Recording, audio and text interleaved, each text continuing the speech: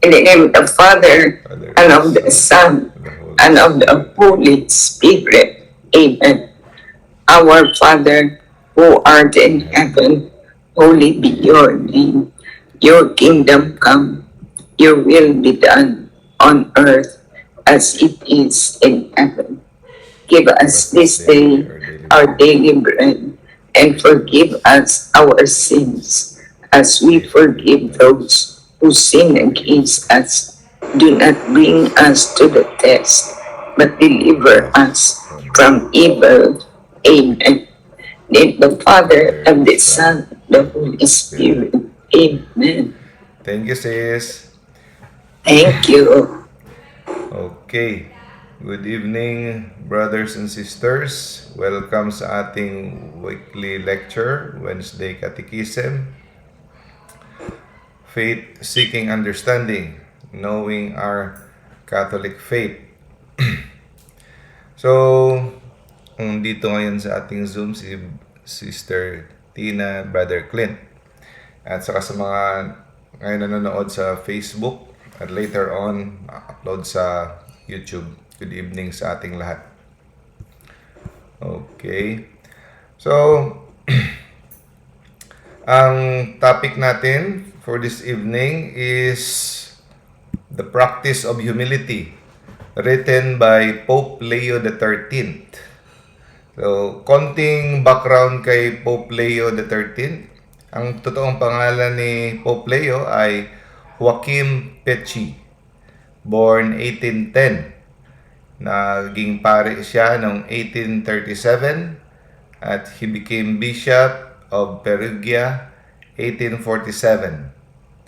And then, in 1850, naging cardinal siya and he was elected Pope in 1878. And he took on the name Leo XIII. So he was a holy, simple, and very intelligent Pope. And because of his humility, he is even loved even by those who are his who is against him, no? He is even loved by his enemies. And ang kanyang mga encyclicals, no, are considered among the greatest documents among the recent times. No? Sinulat niya itong treatise on the practice of humility during the persecution of the church sa panahon na yon. The papal estates of Rome was attacked, no? But during those regime, sinulat niya ito. And it was originally intended for priests and seminarians. Pero it is useful for everybody. Itong treatise na ito is composed of 60 treatise of humility. Jesus said, "Be perfect." Yeah? Walang perfecto sa atin, pero we are all invited and we are all called to be perfect. Just as our Father in heaven is perfect. Matthew chapter 5 verse 48. Baka makalimutan natin, no? Kasi parati tayo nakakarinig, nobody is perfect, nobody is perfect. Yeah, that's true. Nobody is perfect except Mama Mary. But we are called to be perfect. Now, if you want to become perfect or close to become perfect, ang foundation in perfection is humility. Yan ang pinakauna sa lahat ng virtue na dapat nating i-develop. That is, kung sa magpatayo ka pa ng building, sa pinakailalim, ang foundation, so doon mo ilalatag, so kukuha na ka ng ibang mga virtue, no? Maraming mga virtues, no? Courage, no? Piety, no? Fortitude, temperance, mga ganun ng mga fortitude. Dapat ang sa ilalim ng building mo, ng yung Christian perfection, sa ilalim nun ng humility. Napaka-importante. Kasi guguho lahat ng mga virtues kung wala ang humility, ang pagpakumbaba. No? Ang pagpakumbaba. Pusong mapagpakumbaba. Sabi ni Saint Augustine, Humility is the foundation of all virtue. And sabi ni Saint Bonaventure, yan ang gateway, no? Ang lagusan kung saan magbumula ang lahat ng mga virtues sa humility. Kasi pag sinamarize mo, pag dinescribe mo si Jesus, ang kanyang buhay dito, He is all humility. Di ba?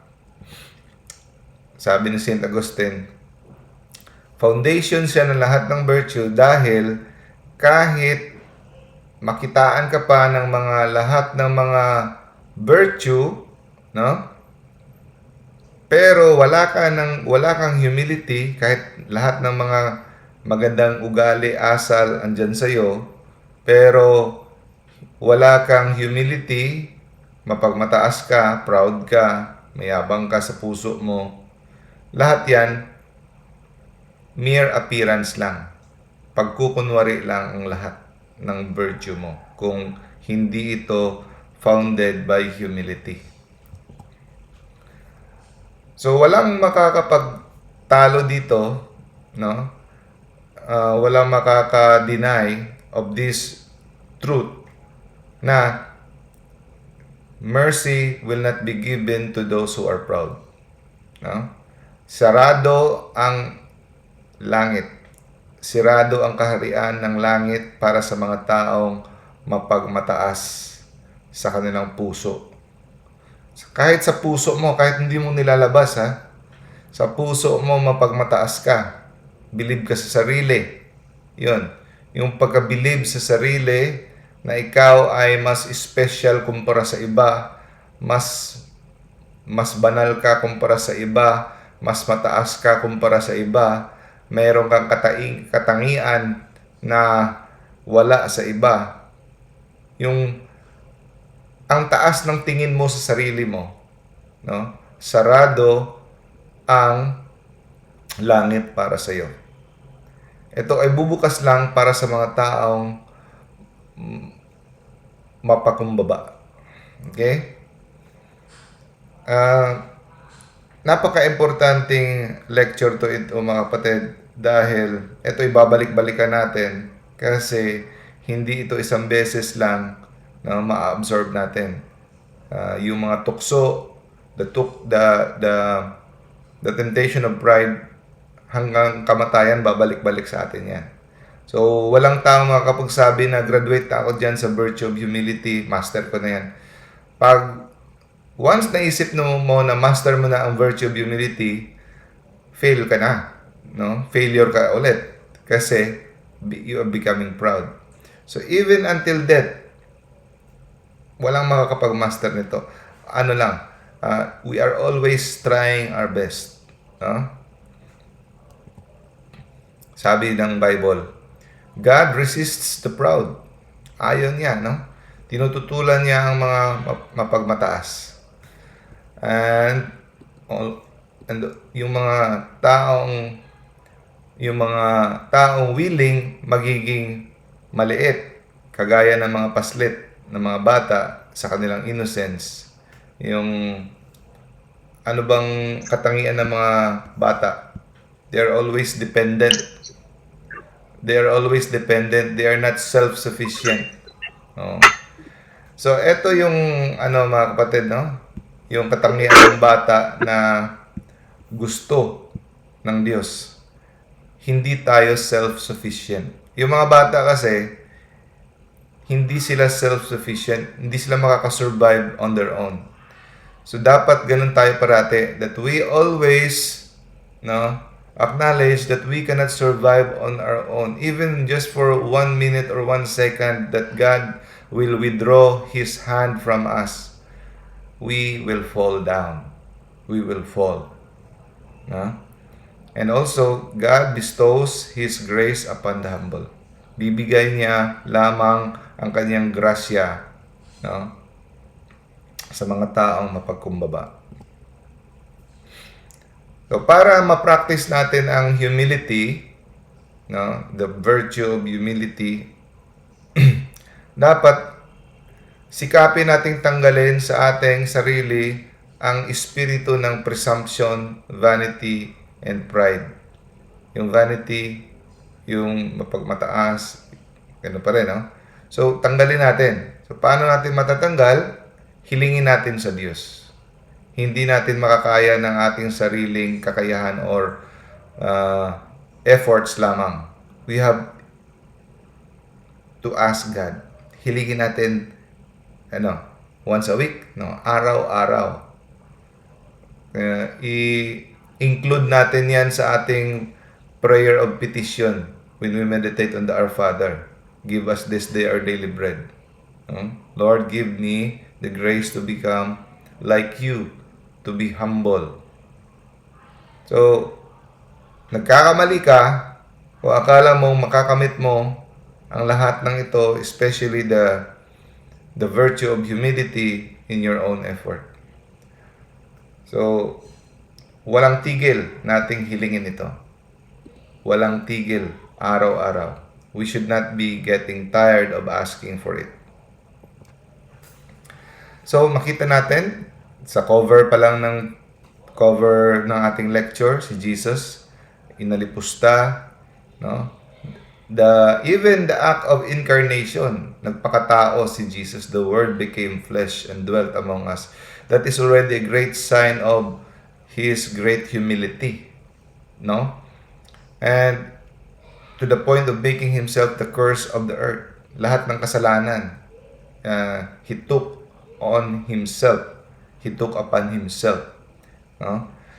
Nagiging kamuhi-muhi yung itsura niya, no? So, He is so humble. Hinugasan niya ang mga paa ng kanyang, hindi siya sumagot sa mga pagbibitaw sa kanya. So, the greatest lesson we can learn from Jesus is learn from Him. So, when you always read the Bible, makikita mo ang spirit of the Bible, which is humility. No? Spirit of Christ is humility. Learn from Him.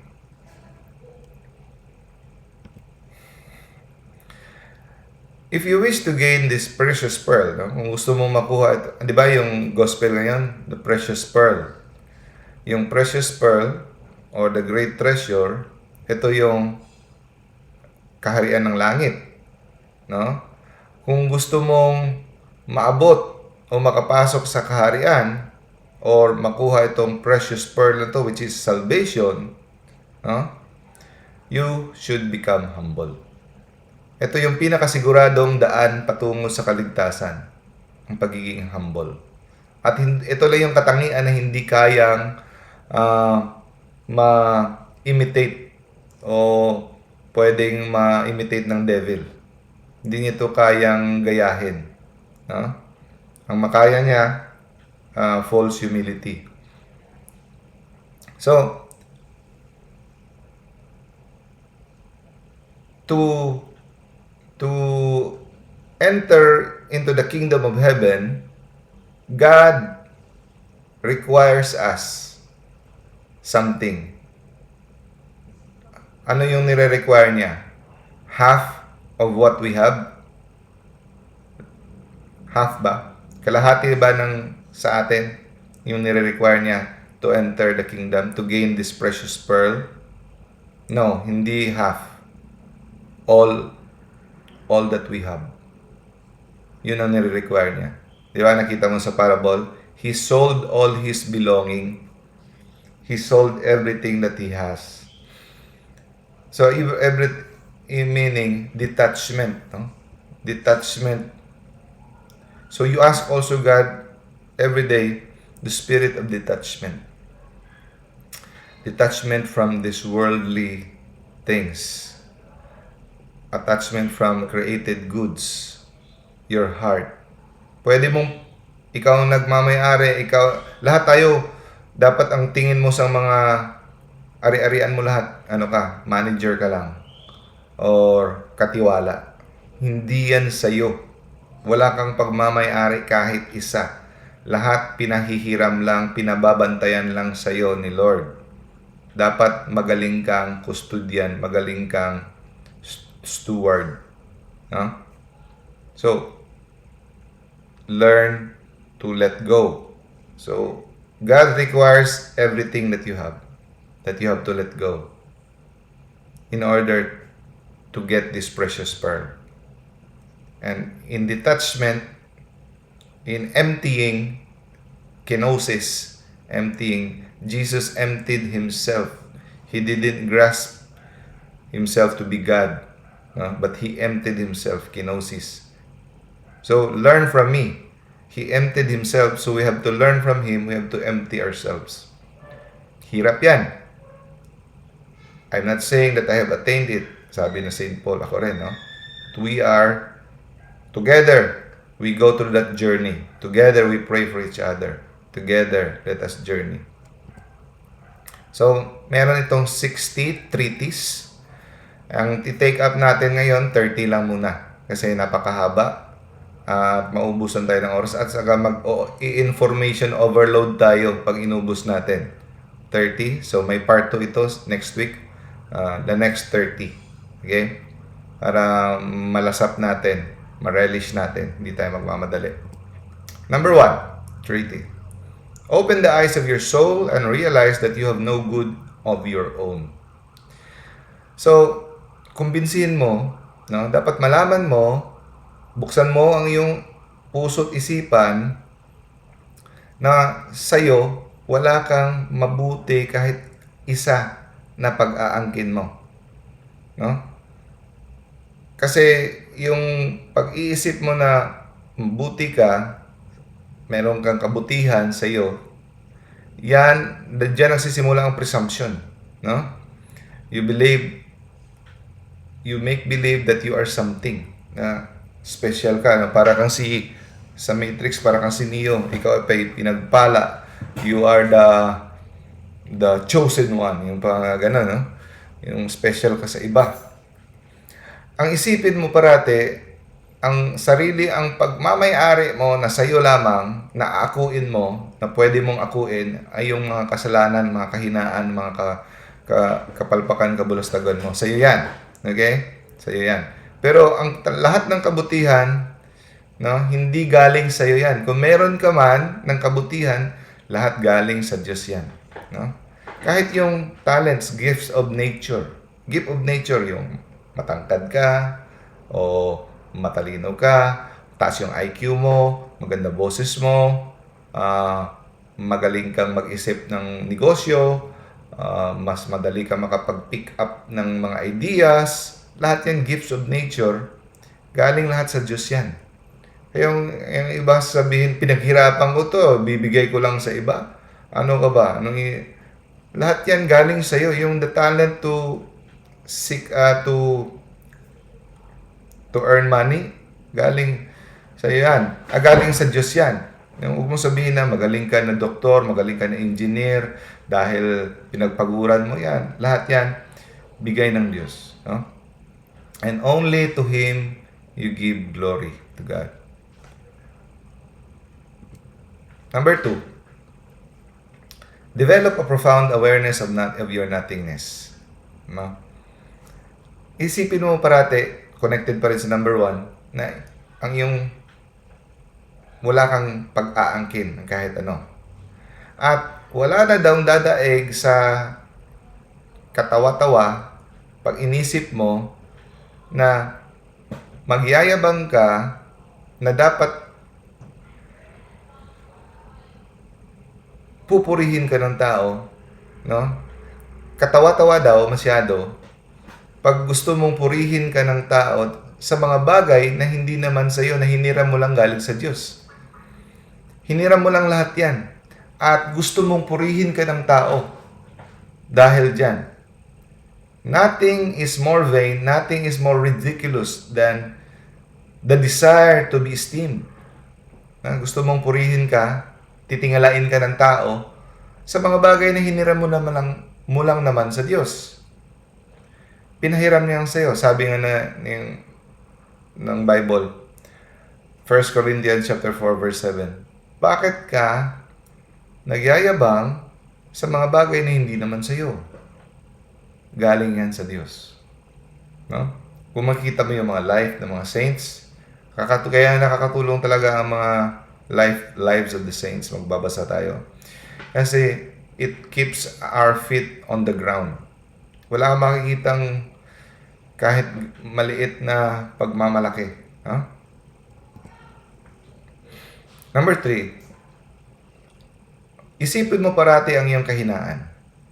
No? Hindi masama ang pag-iisip na iyong kahinaan. Yung pagiging duwag mo, ang pagiging matigas ng iyong puso, katigasan ng iyong puso, ang iyong pagka na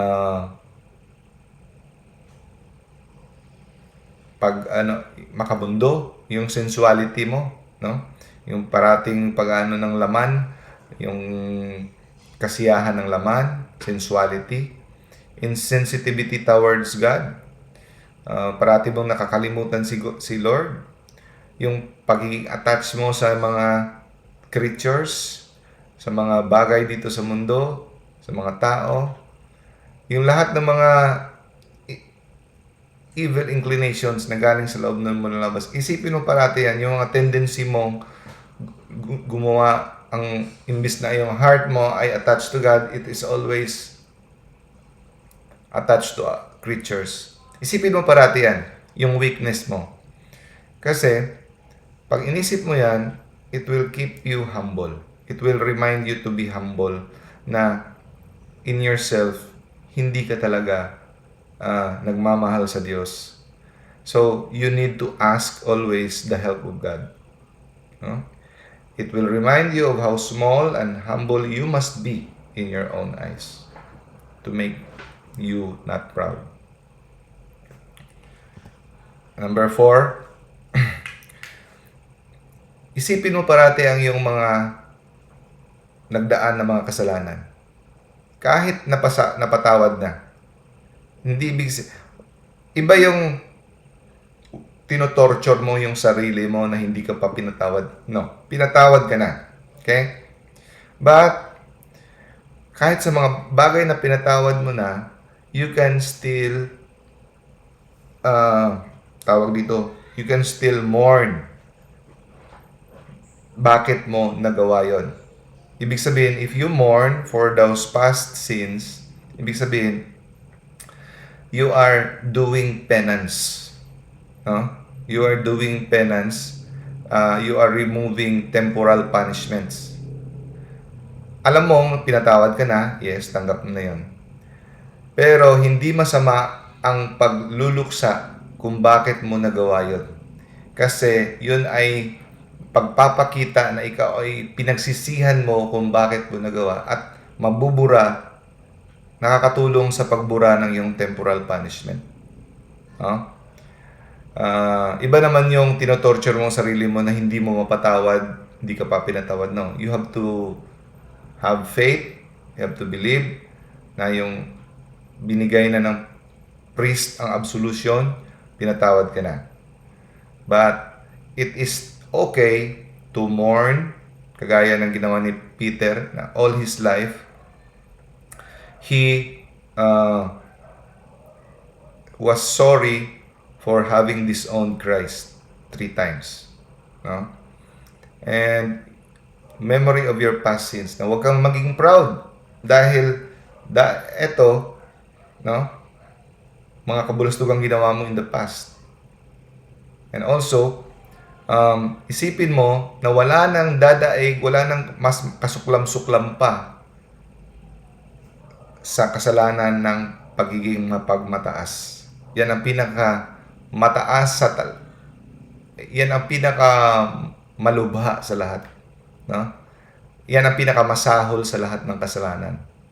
Sa lahat ng kasalanan, wala nang dadaig pa dito sa mundo o sa impyerno man ng kasalanan ng pagiging proud, pagiging mapagmataas. Be convinced that the sin of pride is such an abominable evil that is unsurpassed by any other on earth or within hell. Kaya huwag nating ismulin yung pagiging proud. Napakadelikado. Sarado ang langit sa taong proud. No? Ito yung kasalanan kung bakit ang mga anghel naging demonyo. Ito yung kasalanan kung bakit naging nagdusa ang tao dito sa mundo. Pumasok ang kasamaan dito sa mundo. No? Number 5, isipin mo parate na kahit anong bait mo pa, kahit wala ka pang nagawang mga krimen dito sa mundo, no? Walang kasalanan na napakarumaldumal na kasalanan na hindi mo kayang gawin. Yes, ikaw, ako, kaya mong gumawa ng napakarumaldumal na krimen kung wala ang grasya ng Diyos. Kung hindi dahil sa grasya ng Diyos na nagpoprotekta sa iyo, na tumutulong na hindi mo gawin yon, lahat kaya mong gawin. Huwag mong sabihin na napakabait, napakahusay, napakadesente mong tao at minamata-mata mo yung ibang kriminal na yun, yung proud tayo. Bakit niya kaya ginagawa yan? Grabe siya. Dapat patayin na yan. Salvage na yan. O, hindi man salvage. Parang pinapako natin sa krus yung mga makasalanan. Grabe siya. Pero huwag kang magmataas kasi kung hindi dahil sa grasya ng Diyos, kaya mo ring gawin yan. Yun ang ibig sabihin niya sasabi dito. No sin you may not commit. No matter how enormous and detestable it may be, to which your nature is not inclined. So through the mercy of God and the help of His grace, kaya si Saint Philip Neri, may isang tao na dinadala pa tungo sa para bibitayan dahil may nakagawa ng heinous crime, bibitayan. Pagtingin niya, tinanong siya anong masasabi niya sa kriminal na yan. Sabi niya, if not for the grace of God, there goes I. Sabi, ibig sabihin ko, hindi sa grasya ni Lord, mas mahal pa ako dyan. Ganon din ako. Ganon dapat ang ating ugali. And I'm also guilty of this, no? From time to time. Iisip ako ng ganon. So, no sin in the world committed by one man which cannot be committed by another. Kaya huwag mong sabihin na, grabe. Walang kasalanan na hindi mo kayang gawin na iba. Yung iba, ang yabang-yabang. No? Kasi iba yung kasalanan niya. Iba rin yung... Hindi ibig sabihin, iba yung kasalanan mo sa kanya. Hindi ka ganun kasama. Next. Number 6. Isipin natin, para maging humble, always think of that someday you will die. And much better, always think that you'll die sooner, anytime. For example, in my own experience, no, I'm not saying na natuwa ako na matay yung mga mahal ko sa buhay, pero nung namatay yung tita ko, very close sa akin, she was shot, no, by riding in tandem. It sparked something in me. No? It sparked something in me. Maybe it was from God. It was used by God to change something in me that I see this life so napakadali ng buhay. Tapos lately ngayon, sunod-sunod mga sa pamilya, kaibigan, very close friends, kasama sa Bible study, kasama sa yung kasalamuhan mo talaga, yung nakaharapan mo. Makita mo yung ang buhay napakadali pala, grabe, no? Hindi mo lang ngayon kinausap mo. Tapos wala na siya. And who knows, you'll be the next. Kung nangyari yan sa kanya, huwag mong isipin hindi mangyayari yan sa'yo. No? Now, at isipin mo parate na hindi mo maiiwasan, no, ang judgment ni God. Inexorable, meaning hindi maiiwasan. At ngayon na buhay tayo, may nakatabon, may naka-cover na veil, impenetrable na veil sa mata natin kung ano yung judgment, kung ano yung result ng judgment ni God. Meaning, the judgment of God is uncertain. Even if you are a Catholic, even if how holy you think you are, you only have a confidence, but there is no 100% assurance. The result is uncertain. Kaya mali talaga yung tunuturo ng mga ibang sekta na if I die, I will go to heaven today because I received Jesus Christ, my Lord and Savior. Wala na, hindi na pala si Jesus ang judge, ikaw na. Tapos napakalapastangan na sinabi mong no more pain, yung namatay, sabihin mo, yeah, you are now enjoying the arms of God. Di mo nga alam kung na-impyerno yun. No? Napakalapastangan na tinatanggalan natin si God ng authority to judge. There is an impenetrable veil hiding the divine judgment from the human eyes. Tapos sabihin mo, it was just a charitable act para mahuminahon yung mga namatayan, para they will have hope. No, you're not giving hope. You're giving false hope, false assurance. And it's not helping, actually. No?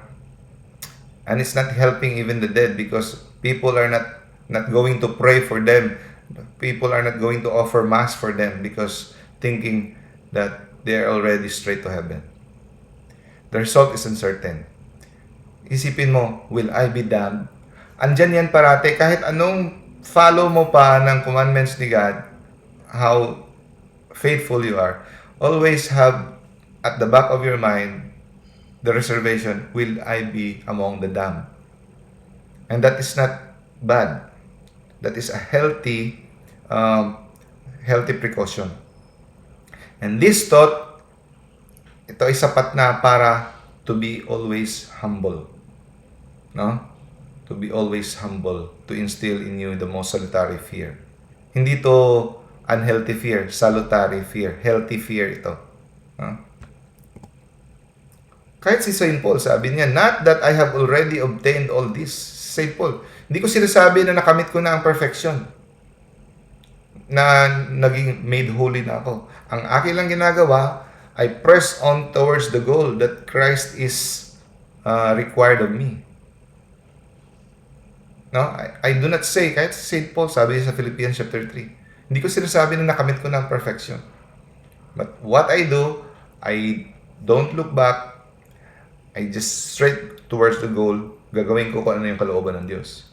Sabi ni St. Paul din, work out your salvation with fear and trembling. Hindi yung kampante ka na.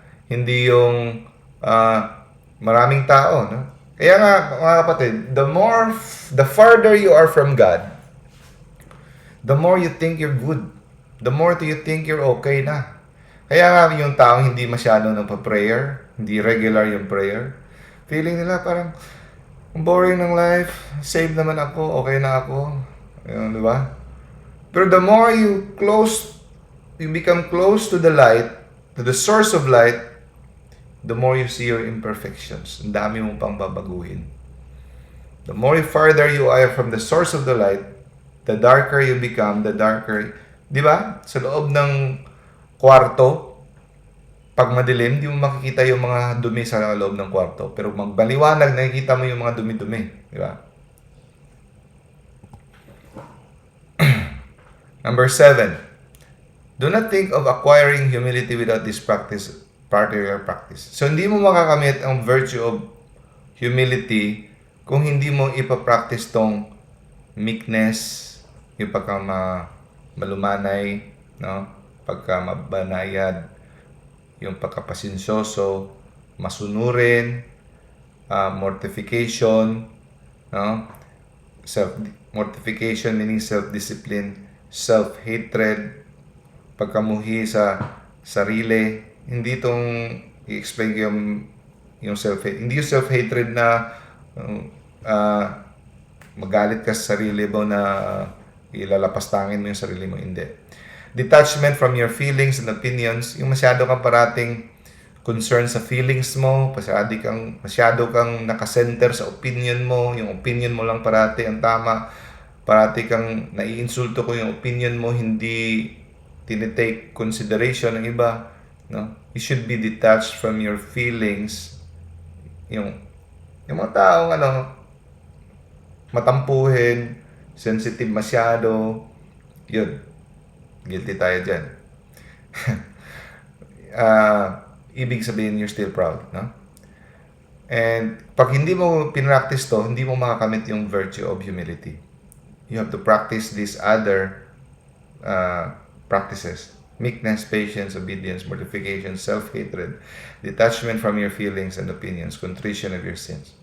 Take note hindi sa akin galing to. Galing to ni Pope Leo XIII. Pope of our church. No? So, ito yung mga sandata na magagamit natin to destroy itong tinatawag na kaharian ng self-love. Love yourself. May healthy tinatawag na self-love. Healthy. Pero may evil self-love. Yung parating, I want to be, paano na ako, I want to be happy, paano na ako. Diba? The kingdom of self-love, you have to destroy that. No? Sino yung number one kompetensya ni Lord? Hindi yung actually yung evil. The number one kompetensya ni Lord ay yung sa iyong sarili. Choosing yourself over God. No? Number 8. As far as possible, keep yourself in silence. Kakatulong kung ikaw ay parating magnanais na maging tahimik. Tahimik, if given the chance, always be silent and always reflecting. So, nagre-reflect ka na yung mga ugali mo. I-reflect kumusta na yung ugali mo. Your relationship with God and with others. Always be recollected. That is one way to develop humility. Pero, ang pagiging recollected, dapat hindi ka rin magiging abala sa iba. Yung, hey, always, andun ka sa public place. Tapos, magiging abala ka sa iba dahil, tahimik, ingay-ingay nyo, nagre-recollect ako. No, hindi naman maganda yan. Patatahimikin mo sila. Pwede ka pa rin makapag-recollect kahit maingay if you enter into the chamber of your heart, lock the doors into your heart, kagaya ni Saint Joseph of Cupertino, kahit saan siya, nakakapag-meditate siya, bigla na lang siya magtulala. Hindi ko ibig sabihin na magtutulala ka habang nagdadrive ka o nag-opera ka. Ang ibig sabihin, do not be inconsiderate to others, no? Without causing inconvenience. Kaya na may saying when you do mortification, when you do penance, piliin mo yung penance na hindi ka nakakaabala sa iba. Oh, penance ka nga, pero dinadamay mo ng iba. Pinapapenance mo rin yung iba. No? So, ang nangyayari dyan, napapansin ka ng iba. So, napapansin ka, nagtatawag ka ng attention sa iba sa'yo, naging sikat ka, nawawala rin ang value ng iyong pagiging humble. And kung kailangan mo magsalita daw, always with reservation. With reserve. Yung nagpipigil ka, hindi yung kung ano na lang lalabas sa bibig mo, isasabi mo. Yung meron kang nagre-reserba ka. No? Ibig sabihin, nagiging maingat ka, no? Magiging maingat ka. Sabi ni Sis, guilty here. Lahat tayo, kahit ako guilty. Dami kong tinutusok-tusok ako dito ngayon. Anyway, nagiging maingat ka sa mga words mo. And when it's come to say modesty in your words, humble ka sa pananalita mo. Hindi ka yung mapagmataas. No? Modest. Simplicity. Simple words, not those highfalutin words so that people will say that you are so knowledgeable. No? Simple words. Next, kung hindi ka daw pakikinggan, example, pag-uusap nyo, you give your opinion in your meeting, ibabaliwala ang opinion mo, o minsan, sinasadya lang talaga ng iba dahil true content, dahil hindi kanya type, or mababa tingin niya sa'yo, or dahil sa inggit, maraming rason, no? Or any other reason. huwag kang magtanim ng galit. Do not show resentment if you are not listened to. No? Yung iba, yung opinion nila, okay, good, good. Pag yung opinion mo hindi tinatanggap, nire-reject, huwag kang magtanim ng galit. Tanggapin mo with humiliate. Tanggapin mo yung pagkapahiya. Of course, papahiya ka, sakit ang kalooban mo, no? Yung pagkapahiya na yan, tanggapin mo at indahin mo ng may buong pagsang-ayon sa kalooban na ito ay galing sa Diyos, na hinayaan ito ni Lord na mangyari to make you humble. Wow. Hirap. Now, iwasan daw natin ang paggamit ng mga salita na may pagka-arrogante na mga salita. No? Yung mapagmataas na mga salita na para ikaw parang superior ka. Kahit sa mga jokes natin, sa mga friends natin, yung mga words. Na? Okay yan. Wala yan. Yung, alam mo na, no? Daming mga example. Just use your imagination. Iwasan natin yung mga words na mapagmataas, the attitude of superiority, tsaka yung mga sarcastic remarks. Yun. Guilty tayo parati dyan. No? Minsan kasi, ang kulang sa pagpasensya, nakikita na ikaw ay proud pa sa mga sagot mo. Especially sarcastic remarks. Pwede mo namang sagutin ng simple. Uupo na ba? Ay, hindi. Tayo ka lang dyan. Siyempre, uupo. Yung mga ganon. Yung mga ganong words, kahit sa tingin mo, obvious na obvious sa'yo, pero para sa iba, hindi pa obvious, sagutin mo na lang ng maayos. Kasi yung kakain na ba? Alangan namang magpapagutom tayo. Di siyempre kakain. Yung mga ganon, yung mga sarcastic na mga sagot. Hindi pala maganda. No? Hindi maganda. Nagpapakita ng pride sa iyong heart. No? And tanggalin mo lahat ng mga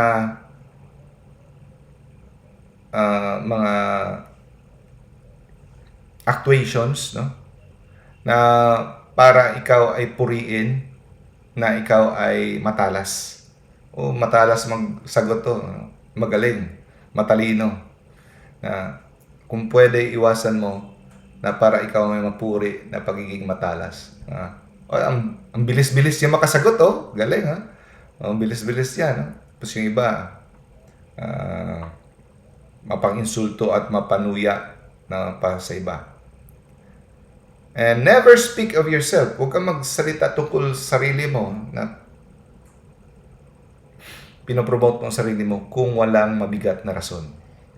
Never speak of yourself without a just reason. At iwasan mo ang paggawa ng mga bagay na para ikaw ay purihin. Grabe, no? Avoid doing anything para lang ikaw ay purihin. Of course, may mga bagay talaga na gagawin natin, hindi maiiwasan, mapupuri ka talaga. Pero, iwasan mong gawin ang mga bagay na para lang ikaw ay purihin. Just to, yung root word dyan. Avoid doing anything just to gain honor and praise. Hindi masama na ikaw ay mapansin dahil sa iyong ginawa na mabuti, pero iba yung gagawin mo lang ito para lang mapuri. Okay? Number 10. Huwag mong iritahin yung ibang tao, lalo na sa iyong pananalita. No? Do not annoy. Huwag mong iritahin, no? Huwag kang maging troll. Or make fun of others, no? Magiging katawa-tawa sila sa iba. Nagiging katawa-tawa sila dahil sa iyong mga sarcastic remarks. Ilang beses ba tayo naging guilty dyan? Lalo na yung pag ibang tao, mababa sa atin, naninilbihan sa atin, hindi ganun ka matalino sa atin, tapos parang nagsasalita tayo ng mga bagay nakakababa ng kanilang pagkatao, tapos tayo tatawa sila, pagtatawanan siya dahil sa ating mga remarks. Nako, ilang beses na nangyayari sa atin yan, no? Iwasan natin lahat ng kamunduhan. Shun everything worldly. And also, when you speak about spiritual things, especially sa mga taong simbahan, sa atin mga nagtuturo, no? Let it be a warning to us, sa ating mga kasamahan sa Catholic Faith Defenders, those who teach catechism, or those sa mga tao na knows a lot. Do not speak in magisterial fashion. Yung nagsalita ka pag may nagtanong sa iyo o bang nagsabi, ikaw yung authority, ikaw na yung pinakamataas, na wala ka ng lahat alam mo na, delikado yan. No? Gawin mo lang yan kung nasa authority ka. May karapatan ka in your office like the bishop, and you really know what you're saying. No? And because of charity. Ibig sabihin, kailangan mo siyang sagutin kasi wala na siyang mapupuntahang iba at alam mo naman yung sagot. You tell them honestly kung ano yung nalaman mo.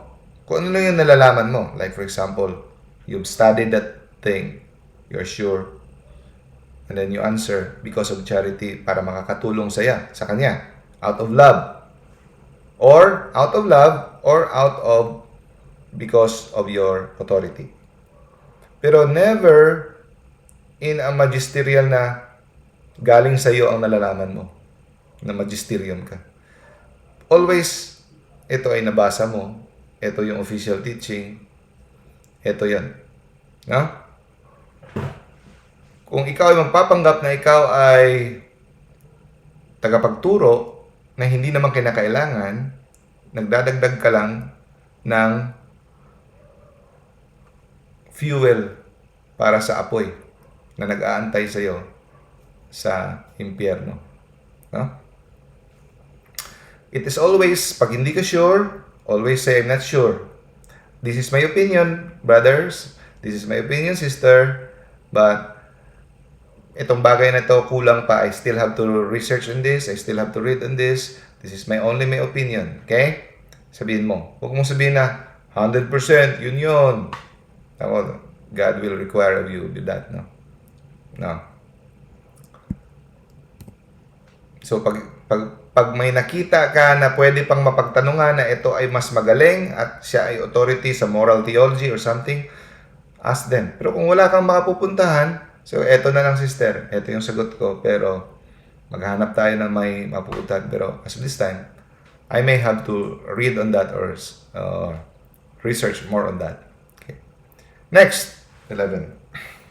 Repress vain and useless curiosity with all your might. Iwasan natin ang walang kabuluhang pagkamausisa. Yung, bakit tayo na huhook sa Facebook o sa, TikTok or sa mga kasi lahat ng mga yung buhay ng mga artista o ng mga information, hindi lahat ng information dito sa mundo kailangan mo malaman. Pipiliin mo, limited yung time natin, lahat ng information hindi mo kailangan malaman. Gamitin mo yung oras mo sa karapat-dapat na kung anong kailangan mo para sa iyong kaligtasan. Yung tungkol sa kaligtasan, makakatulong sa kaligtasan mo, yun lang. Pwede minsan, for your leisure time, konti. Siguro, magbasa ka sa kung ano makikita mo nakakaaliw sa Facebook. Pero, iwasan mo ang mga walang kabuluhang curiosity dahil makukuhaan ang iyong oras for the things about your salvation. No? Yung sobrang pagkamausisa, magpapahamak sa atin. vain curiosity.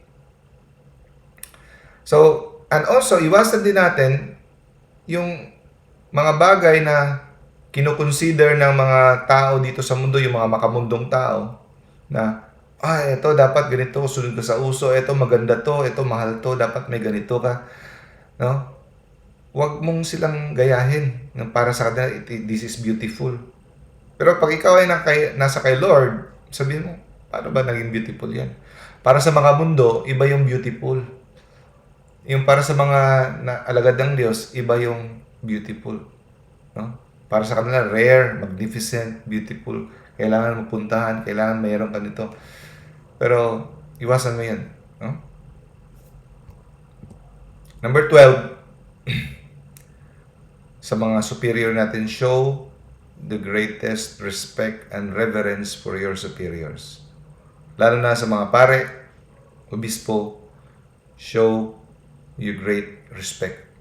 So sa mga teachers, principal, employers, sa mga superiors, those who above us. Parents, most especially, parents. And then, with your equals, peers, meaning equal, show esteem and consideration. Ibig sabihin, yung mga salita nila, you show respect sa kanilang opinion, consider mo sila, hindi parati ikaw. So, you show them the proper esteem. At sa mga under sa'yo, subordinate, sa mga janitor mo, sa mga taong walang posisyon sa dito sa publiko, no? You should show your great charity, meaning your great love. So, respect sa higher, have esteem sa equal, show great love to those who are under us. But, anong nangyayari? Okay lang tayo sa mga taong may mga pangalan dito sa publiko, sa mga barkada natin, pero dyan mo malalaman the way we treat those people na hindi makaganti sa atin, sa mga people. Iba ang ating treatment sa mga people who are lower than us. Doon mo makikita ang tunay nating ugali. If we have pride or not. Huh? So, if we are really, truly Christian, we should have a preferential choice for the poor. No? May kilala nga ako na pag pulubi ang iyang kanyang kaharap, mas maalaga siya. Mas maasikaso siya kumpara sa mga matataas ang posisyon sa sosyedad. Number 13. Always seek the lowliest place for yourself. Sa mga lugar-lugar, party, o meeting, o mga bagay, makontento ka at mas pipiliin mo yung lugar na mababa. Huwag mong parating naisin na ikaw ay ilalagay sa mataas. No? At kumbinsihin mo yung sarili na yan ay nararapat sa'yo. Walang masama dyan. Hindi yan low self-esteem. Hindi yan. No? Walang na-impyerno dahil sa low self-esteem. No? Marami pang na-impyerno sa super high esteem sarili. No? So, seek the lowliest place for yourself. At sa mga pangangailangan sa buhay, the necessities of life, piliin natin yung mga simpleng mga bagay. Hindi sobrang mahal, sobrang pinaka top of the line, no? Do not aim too high. Be content on simple and modest things. Number 14. Kung hindi ka nakakatanggap, yung iba nagse-self-pity, wala nagmamahal sa akin. People don't love me, people don't notice me. Or, that is called human consolation. Walang nagko-concern sa akin. Now, when it comes to spiritual consolations, when I pray, I don't feel God near me. Di ko na-feel si God. Yan ang mga spiritual consolation. Parang wala. Pag nangyari yan sa iyo, mga kapatid, isipin mo na makontento kung anong nangyayari ngayon sa iyo. Wala kang human consolation, wala kang spiritual consolation. Kung tutuusin, you already got more than you deserve. No? Sobra-sobra na nga ngayon ang natatamasa mo kung anong nararapat sa iyo. Yun ang ibig sabihin. Kung ano yung natatanggap mo ngayon, sobra na nga yan kumpara kung anong karapat-dapat para sa iyo. If you think of that, pag ganun ka mag-isip, you become humble. You do not demand more than what you are receiving right now. Yung mga saints, ganun Ito nangyayari sa buhay ko ngayon, bagay lang to sa akin. Ito yung nararapat sa akin. Hindi yung, ay Lord, bakit ganito? No, I deserve this. Or, worse than that, hindi, mas labis na nga to, Lord. Diba? Kalabisan na nga itong natatanggap ko. Thank you, Lord. Thank you. No? Be content with that, with the way the Lord treats you. Number 15. Number 15 pa lang tayo. Bilisan natin konti. No? In your examination of conscience, cultivate always the practice of accusing, blaming, and condemning yourself.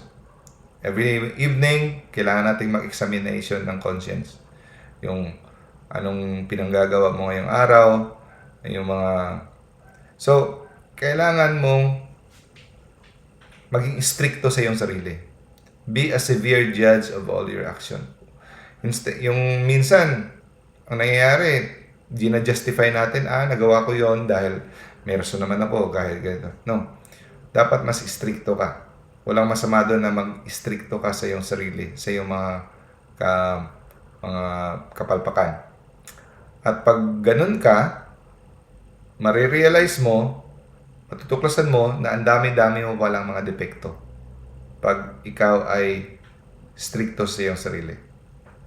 No? Malalaman mo, matutuklasan mo, ang dami mo palang depekto na kailangang baguhin. So you should make a habit of a healthy contempt of yourself. No? Number 16, iwasan mo ang paghuhusga sa mga tao. Kahit nasa mga taong gumawa ng mga kasalanan, na mga malalaking kasalanan, kung obvious na hindi na talaga hindi na talaga mapagkaila na ang ginawa nila ay kasalanan talaga, kung pwede,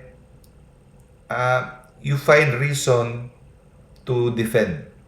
Hindi mo tatabunan, hindi mo pagtatakpan ang kanyang kasalanan, pero pahinahin mo konti na iisipin mo na nagawa niya yon dahil sa kanyang weakness, unaware siya, na bigla lang siya, or may rason. Hindi yung para kang Diyos na sama-sama niya talaga. Nagawa niya dahil masama lang talaga siya.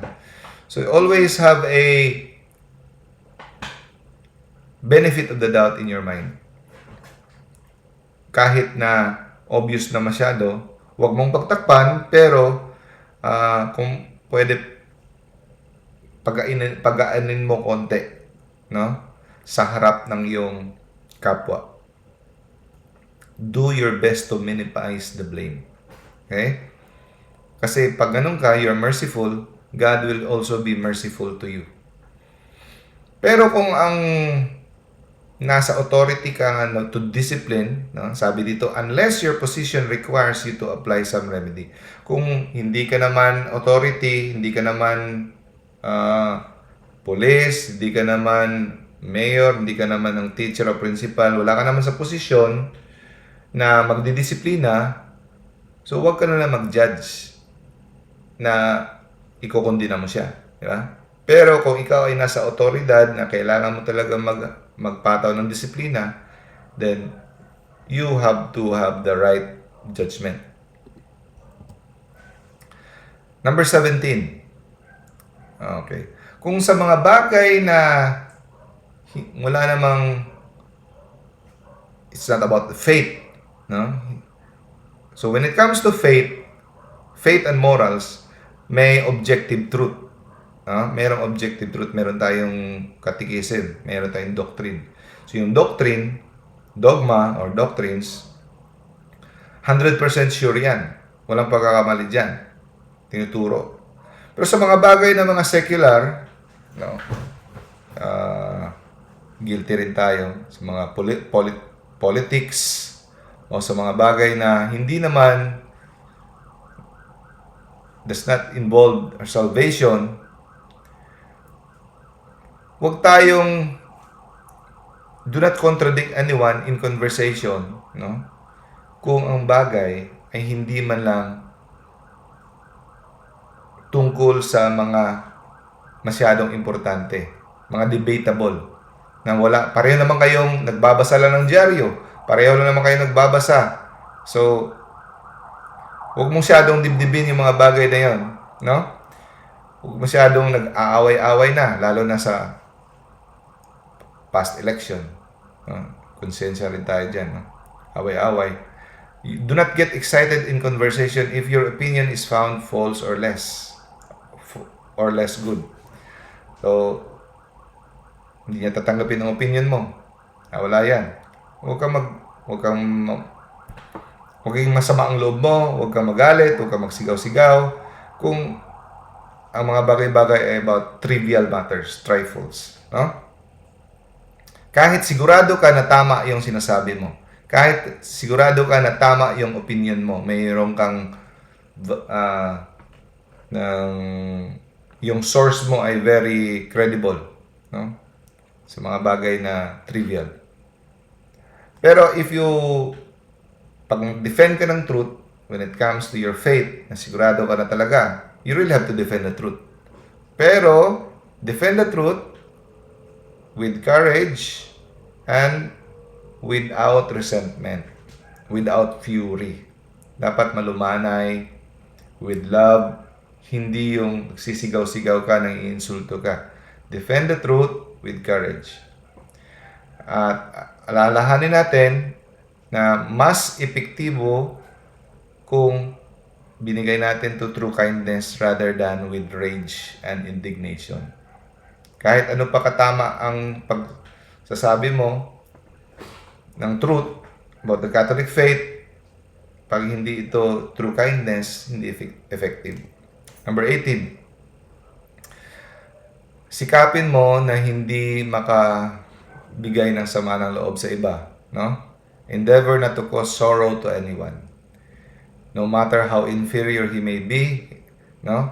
So kahit anong baba ng estado niya o yung kanyang talino hindi ganun ka magaling, sikapin mong hindi ka makakasakit sa iyong pananalita, sa iyong kilos, no? Sa iyong mga gawi.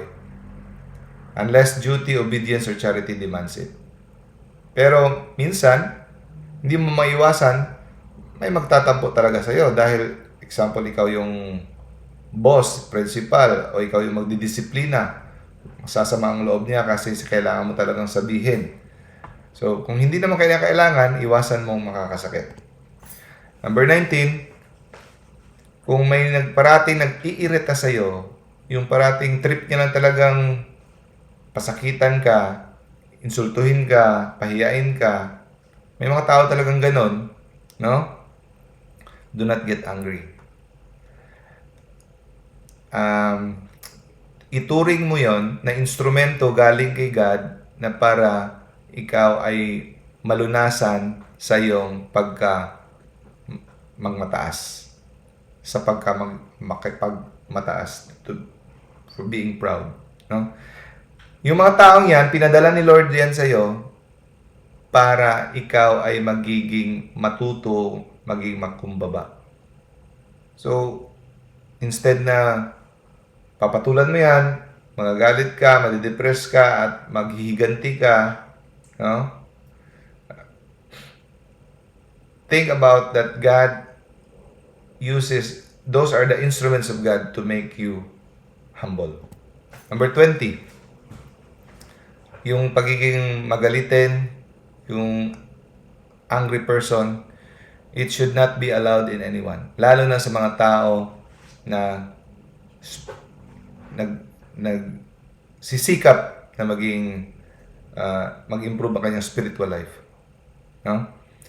So, anger takes its roots. Saan yung ugat ng anger? Galing sa violence and pride.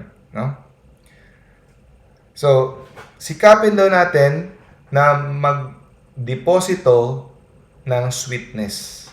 May reservoir.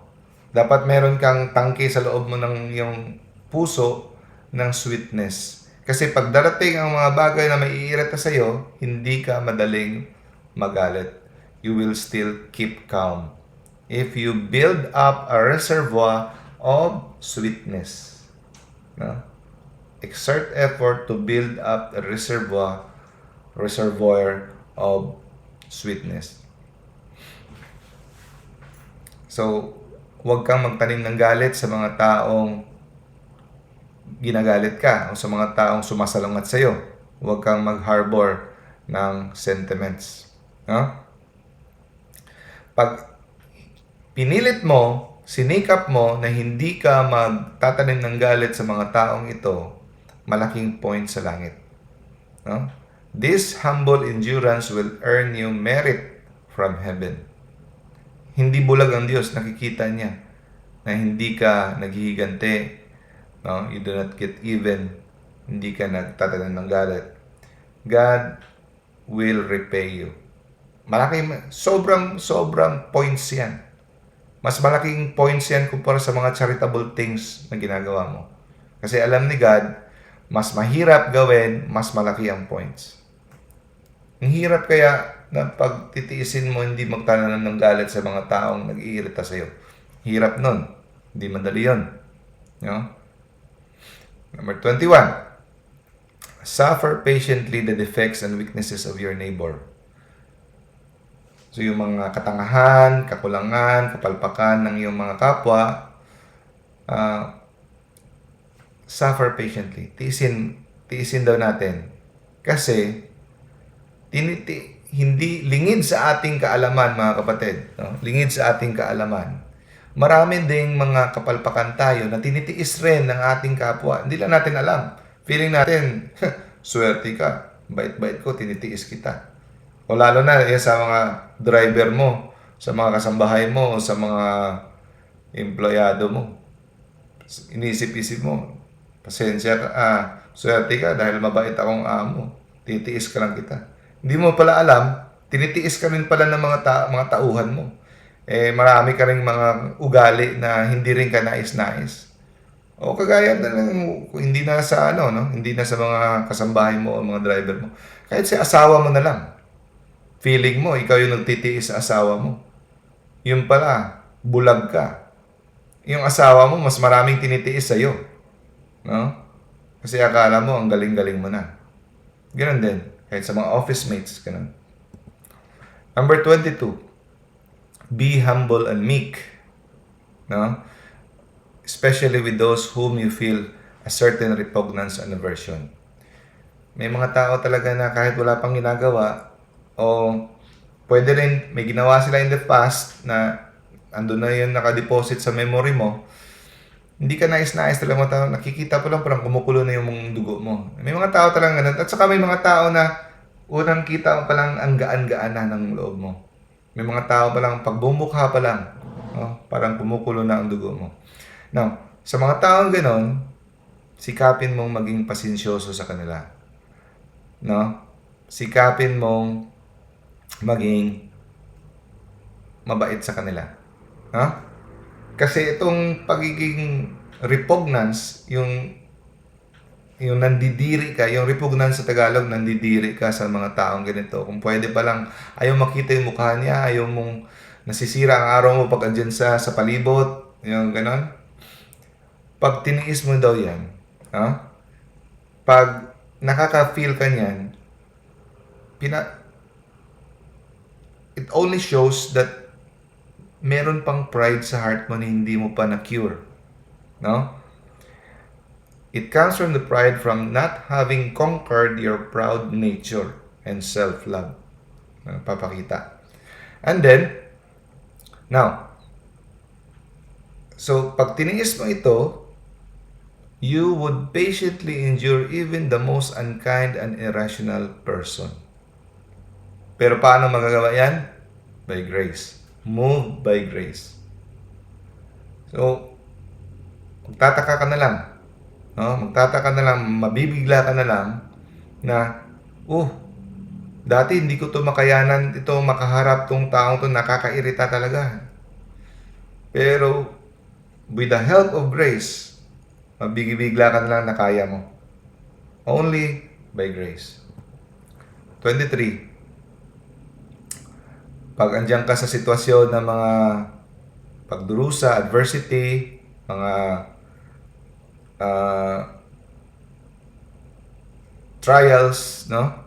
Mga pagsubok, always bless the Lord. Lord, blessed be the Lord, no? For this have come from your hands. At isipin mo, you deserve all of this. At mas higit pa. Ha? Itong lahat nangyayari sa'yo, yung sabihin, yung iba kasi, itong mindset na iba. Bakit ako pa?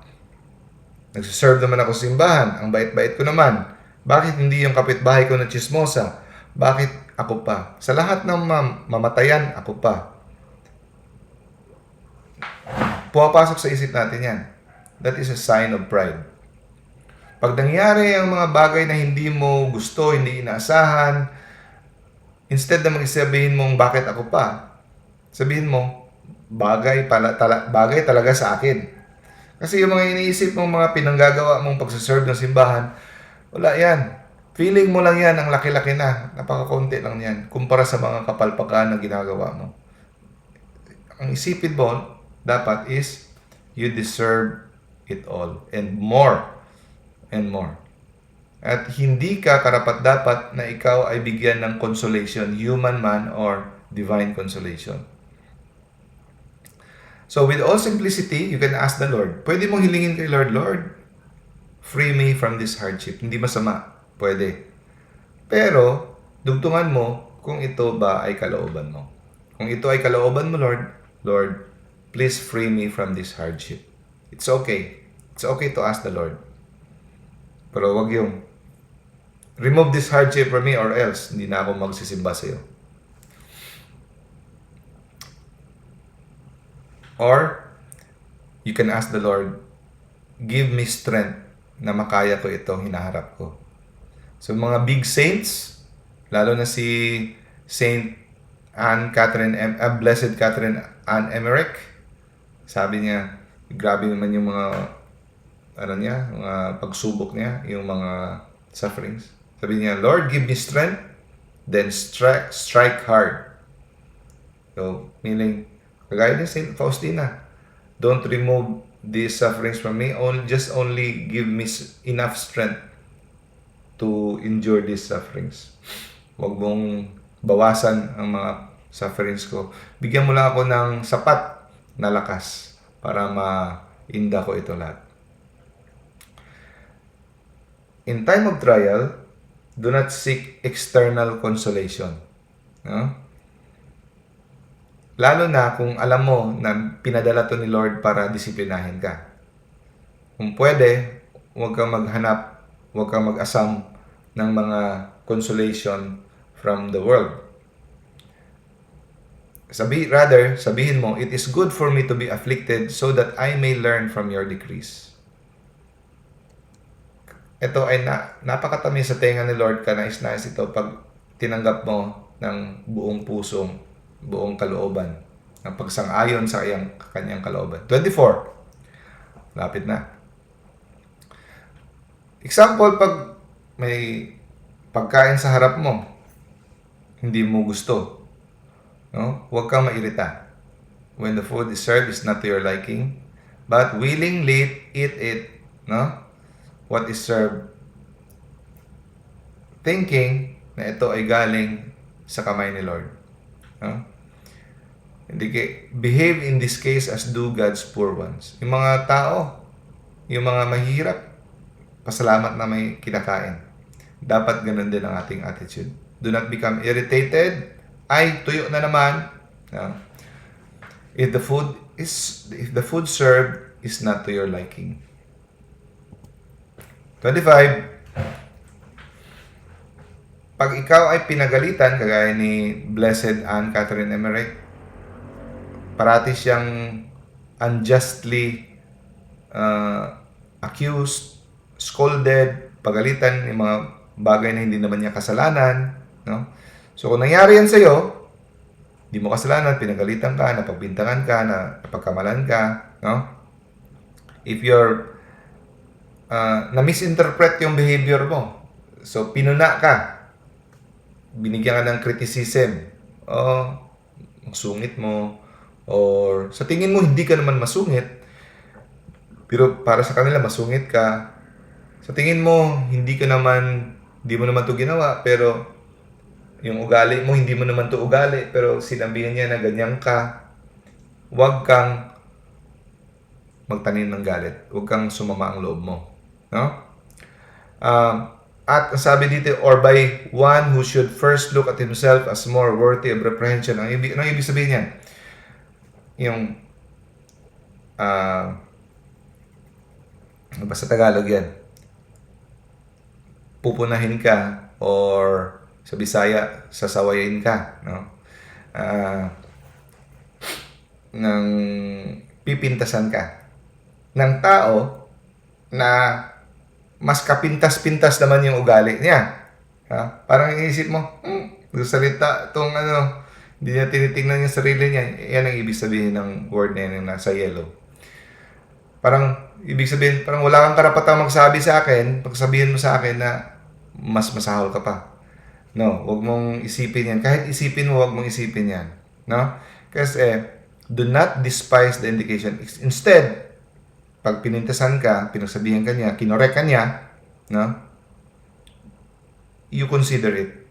Examine yourself kung totoo ba. In the light of God.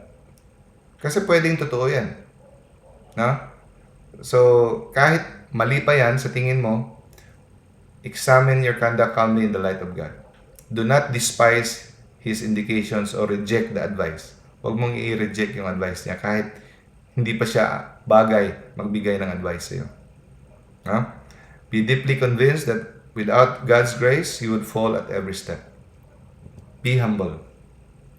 26. Ito. Never wish to be loved in a singular way. Anong ibig sabihin in a singular way?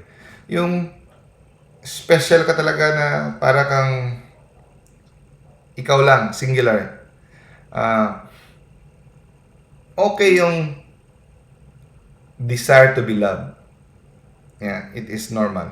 We all want to be loved. Like sinasabi, love tank. No? We have to be appreciated, to be loved. We are human beings. We are social beings. We need love from each other. Pero yung singularly, meaning you're special, yung kung sa Bisaya, pinasahi ka. Yung nilagay ka sa pedestal na para kang sikat-sikat ka o para kang santo. Ikaw di ba? Alam niyo na yung feeling? Huwag kang mag-wish ng ganun. No? Do not desire to be esteemed with a preferential love na iba ka talaga, bukod tangi ka talaga, na inaasam mo yung puro gusto mong i-praise ka ng ganon. Huwag. Stop begging for the love of creatures. Maraming taong ganon, di ba? Yung iba, nagkaka-aksidente na sa paggawa ng mga acrobatic para sa TikTok, naghuhubad-hubad ng iba, kung ano-ano nang gagawin, namamatay ng iba sa pagkaka-selfie para mapansin, para puriin. The thing that we do just to gain praise, mga kawalang kabuluhan. Do not desire to be esteemed with a preferential love because it belongs to God alone. Instead, take refuge in the sacred wounds of the Savior. So pag ikaw ay may mga suliranin sa buhay, wag kang umasa ng comfort from, kung dumarating yan, mas maganda, pero wag kang umasa talaga from creatures. Instead, doon ka magkuble sa wounds ni Christ. No? Doon ka magkuble. Expect from God that He will give you refuge instead from creatures. No? And because of that, makakatanggap ka ng divine sweetness from the heart of Jesus. Pag sinanay mo ang sarili mo, no? Pag sinanay mo ang sarili mo na ang inaasam mo parati ang comfort galing kay God instead galing sa tao, no? Mas lalo day by day, mas madadagdagan ang divine consolations na matatanggap mo. Kasi magkakompetensya yan eh. No? They do not mix together, sabi dito. No? Divine consolation are so pure that they do not mix with earthly compensation. So, ano yung comfort na binibigay ng mundo at ang comfort na binibigay ng Diyos, magkaribal yan. So, the more gusto mong both, hindi pwede. Kung gusto mo ng comfort galing kay God, detach from worldly comforts or consolations. No? We are filled with the former, the more we empty ourselves of the latter. So, opposite poles. The more ka makakatanggap ng divine consolations kay Lord, kung we empty yourself of worldly consolations. Since there is nothing sweeter to love than to be loved. Alam ni Lord na napakagandang feeling na to be loved, no? Sweeter than to love and be loved. Since there is nothing sweeter than to love and be loved. Alam niya. Pero kung ito'y sadyang iiwasan mo, kasi dahil sa kahangaran mong tatanggapin ito galing kay Lord, no? Instead of galing sa mundo, galing sa mga tao, you will be offering to God a sacrifice most pleasing to Him. Because it is the basic needs ng tao na to be loved and to love. But iiwasan mo itong matanggap sa tao because you want to take it, to receive it from God. Then, God sees it. Nakikita ng Diyos. And you will be offering to God a sacrifice most pleasing to Him. Dito natin makikita mga kapatid na in the kingdom of God, everything is opposite.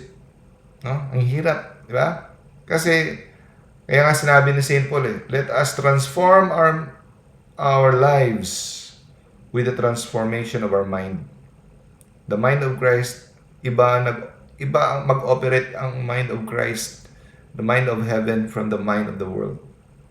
Iba. So, as we go along the journey towards the imitation of Christ, makita mo, dahan-dahan, magta-transform the way you think. Okay. So, at wag ka mag-alala na yung pagmamahal mo sa iyong kapwa ay maglalamig dahil iniiwasan mo ang consolation from human consolation. Hindi siya lalamig. The opposite will happen. If you always seek, no? Pag iyong hinahangad na makatanggap ng consolation from heaven, from God alone, rather than worldly consolation, ang pagmamahal mo sa iyong kapwa ay magiging mas banayad. It will become pure. And hindi na siya more on self-interest. It will be more agape type, yung without considering nothing in return, no? And your love will become more on pleasing God rather than your own. It will not It will become selfless rather than selfish love. 27, when we perform anything in our job, at home, anything, do them as diligently as possible. Huh? No, as precise, maingat, at sincere in everything. Hindi lang yun, gagawin ko to dahil kaibigan ko tong kaharap ko, ginagawa ko ito para sa kaibigan ko o dahil mas malaki ang bayad niya. No. In everything, do diligently as possible. As if you're doing it for Christ. No? Avoid failing even in smallest things. Yung iba, siseryosohin ko lang to dahil malaking bagay, malaking project, or sa mga maliliit na bagay, hindi sila maingat. No. Even in smallest things, do it for the love of Christ. Now, when you're doing practice of piety, piliin mo yung mga simple, hindi yung mga extraordinary na mapapansin ka ng tao. Kasi hate na hate ni God yung ginagawa mo lang to para mas mapansin ka. Yung iba, kahit sa mga taong simbahan, may mga project or may mga assignments sa simbahan o sa mga ministry or sa ayaw nila yung mga hindi nakikita. O yung mga iba, pag nagpenitensya, ayaw nila yung simple na hindi nakikita. Gusto nila yung nakikita sila. Practice ordinary exercises of piety. Shun the unusual practices. Yung mga bukod tangi na mga practices na nakakapansin, iwasan mo. No? Because the proud seeks always to stand out. No? Remember, if people praise you because of your desire to be praised, napansin ka, you already receive your reward. Wala ka na matatanggap sa kabilang buhay. Dito sa mundo. Ano yung reward na natanggap mo when Jesus said you already receive your reward? Yung praise. Yung kanilang paghanga sa iyo, yun na yung reward mo. Wala ka nang ma-expect kay Lord. 28. Always remember that sa iyong sarili, you are not a good advisor for yourself. Be humble to seek advice from those people who know better. Kung meron, huwag mong pilitin. Kung sa tingin mo sa palibot, saka ang buhay niya, hindi magaling ito, kapalpak-palpak, hindi close kay Lord, bakit ka pa magsisik ng advice dyan? Baka ipahama ka lang dyan, bibigyan ka ng advice na kademonyuhan. Pero kung may nakikita ka pang meron at itong tao ito ay malalapitan at sasagot naman, seek advice. Huwag kang proud na magaling ka na, hindi ka na mag-aas ng advice. Ask advice from a wise and upright person. Dapat upright. Mind you, hindi lahat ng pare, hindi lahat ng obispo, ma-ask mo ng advice. Mamili ka. Tingnan mo kung itong life niya ay upright. Hindi ko sinisiraan. Alam naman natin, real talk, may mga taong simbahan, pare, obispo, madre, walang alam sa katikisen. Ang buhay, pabanjing-banjing lang. Hindi nagpipray. No, kamunduhan, materialistic. So, alam mo nang yun ang buhay niya, mag-ask ka pa ng advice, bibigyan ka ng advice ng materialistic advice. Kamunduhan. Di ba? So, ask advice from a wise and upright person. Okay? Prefer to be directed by one better than you rather than to follow your own whim.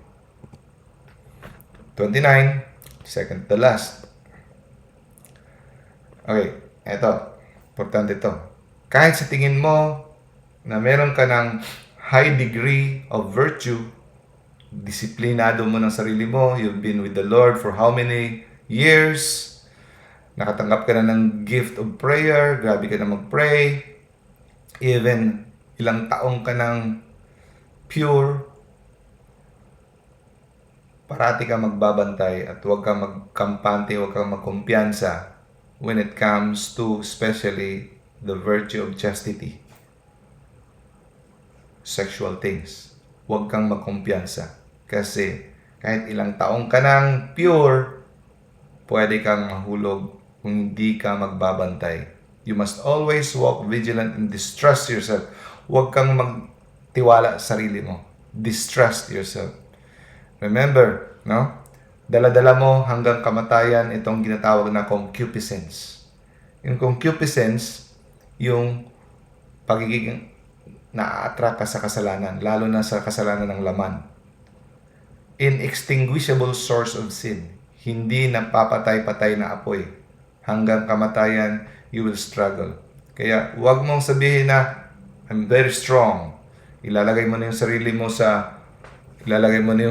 sa tukso, sa mga sitwasyon na may mga tukso. Sign of pride yan. Sila ni Saint Benedict, sila ni Saint Francis, tinatapon nila sarili nila sa lugar na may mga tinik, sa snow, para na mawala yung mga tukso na yan. No? So, close your eyes to avoid seeing and hearing that could stain your soul. Close your eyes, close your ears sa mga bagay na sa tingin mo makakamantsa ng iyong kaluluwa. Lalo na sa pagtitingin ng mga movies na may mga bed scene, mga evil things, violence, no? Always run away from dangerous occasion. Take note sa mga lalaki o sa mga babae, lalo na sa mga maraming nagfo-fall dito. Lalo na sa maraming mga reports, mga Catholic faith defenders, mag-a-advise sa mga, kahit sa akin, nag-iingat ako. May mag-chat-chat, ang daming mag-chat araw-araw, mag-ask ng advice, lalo na sa mga opposite sex, no? Mga babae. I always maintain distance. Hindi yung mag-chat ka na para kayong sobrang close na take care, cause I care. Never yan. Diyan magsisimula. Always abstain from use. Kung hindi tungkol sa salvation, hindi nakakatulong, tuldukan mo na yung conversation. Abstain from useless conversation with the opposite sex. May asawa ka man, o dalaga ka man, o binata ka man. When it comes to opposite sex na conversation, abstain useless conversation. No? And then, pag kailangan mo makipagkwento sa kanya, huwag kang magpa-cute. Use modest words and prudence. Doon nagsisimula. Marami ng taong simbahan, sa ministry, fall because of that. Sisimula sa mag-ask ng advice, and then you open up, and then one thing led to another. May mga scandals na nangyari dahil dyan. Mga karumaldumal na mga scandals na unimaginable. No? Finally, since without the grace of God, you can do nothing. Always think that kahit mortal sin, sa araw, sa isang araw, hindi ka makakasurvive na hindi ka makagawa ng mortal sin kung wala ang grace ni God. Itatak mo sa ulo mo. Kung hindi sa grace ni God, sa isang araw gagawa ka ng hindi lang isa, madaming mortal sin. Always rely on God's grace. Continually ask God to have mercy on you. Kaya yung mga prayer ng mga monks, the Jesus prayer, Jesus have mercy on me a sinner. Or the long version, Jesus Christ, Son of the living God, have mercy on me a sinner. And napakaganda to make you always humble. Number 30, the next part will be next week, the next 30. Nakatanggap ka na ba ng mga talents kay God, kakayahan, abilidad, no, talento, no? Are you considered someone great? No? Fight then to know yourself as you really are. Huwag kang mag-dwell sa thought na you're great because of that. Isipin mo kung sino ka talaga. Marupok, mahina, duwag, no? At you are inclined to sin. You must become smaller than a child. Do not seek the approval of men and do not yearn for honors. No? Do not seek the approval of men. Minsan, ang happiness natin kung ano nang tingin sa doon tayo nagiging masaya kasi ang tingin sa atin ng tao maganda. seek the approval of God instead. No? Do not yearn for honors. No? Reject both of these. Approval of men and yearn of God. Pag andun yan, pasalamatan mo. Pasalamatan mo kung ano. Pero huwag itong inaasa mo to parati. Inaasahan mo parati. Pasalamat ka when it comes, but do not yearn, do not seek. Okay? Okay. So, hanggang dyan lang muna tayo para hindi tayo mag-information overload. I hope this helped, no? And lahat tayo, tamaan. Lalo na ako, tagos-tagos. Pero together, we grow. Together, we pray for each other. Together, we strive that we will receive the pearl of great price by this foundation of virtues, which is humility. Okay? Sis Beth, ikaw naman mag-closing prayer. Sis Beth, or is this Sis Daisy also? Or baka nasa trabaho? Brother Clint, pwede kang mag-closing prayer? Yes po, Doc, pwede po. Hello po. Sige bro, closing prayer. Doc, pwede po muna magtanong if may time pa. Oh, sige. Sige bro. Pero Doc, ang tanong ko po ay out of the topic. Okay lang po. Sure. Doc, bali kasi mayroon pong nagtanong sa akin na bata. Kasi ang tanong niya sa akin kung si Judas Iscariote ba talaga ay nasa impyerno, at kung talaga siya nasa impyerno, meron na bang cases tayo, Doc, na siya ay nag-possess sa isang tao? Yun ang tanong, Brad? Yes po, opo, Doc. Okay. Sa mga according sa mga cases of exorcism, kagaya ni Father Amor, may mga cases at saka iba pang like Father Reperger, they say that pag tinanong nila yung possessed, ang sinasagot, no, ay Spirit of Judas. May iba. Yeah. At tinanong kung nasaan ba si Judas, nasa impyerno ba? Totoo that the church is not given the authority to condemn anyone. No? We are only given the authority to canonize. But we do not have the authority to condemn. Pero the case of Judas is different. Hindi ang church ang nag-condemn sa kanya. It is Jesus himself in the Bible that it is better for the son of perdition for not being born. At hindi lang doon, it is a very obvious na allusion of Jesus that Judas is condemned. Marami ring mga private revelations ng mga saints that they see in the vision that Judas had become the footstool of Satan. No? Nakita nila several saints in their private revelation, although hindi natin to tinitake as dogma ang private revelations, but there's it is reasonable to believe the private revelations of the saints na they have seen Judas in hell. Okay po. Go, Doc. Sige bro, closing prayer.